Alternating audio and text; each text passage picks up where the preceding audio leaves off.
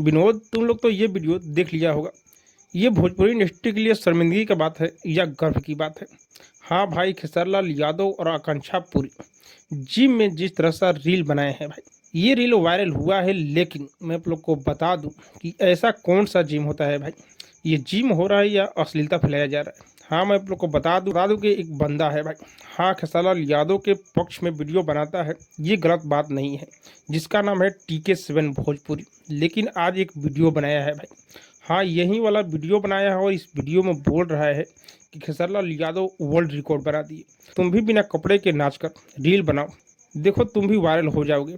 को सोचना चाहिए कि क्या बोल रहे हो, और बोल रहे हो कि एक दिन में इस रील पर 100 मिलियन व्यू आया है।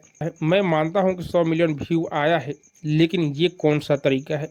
आप भोजपुरी इंडस्ट्री के इतने बड़े सुपरस्टार हैं खेसारीलाल यादव, लेकिन आकांक्षा पुरी अपने आईडी पर ये वीडियो पोस्ट करती है। उनको भी सोचना चाहिए कि भोजपुरी इंडस्ट्री में ये रील पोस्ट करना अच्छा बात है या गलत बात है। लेकिन TK7 भोजपुरी, अरे यार, तुम सुधर जाओ थोड़ा। तुम भोजपुरी भाषा के लिए, भोजपुरी इंडस्ट्री के लिए क्यों अश्लीलता फैला रहे हो और अश्लीलता को क्यों सपोर्ट कर रहे हो? ऐसा नहीं करना चाहिए। न तो खेसारीलाल यादव को ऐसा करना चाहिए और न ही आकांक्षा पुरी को।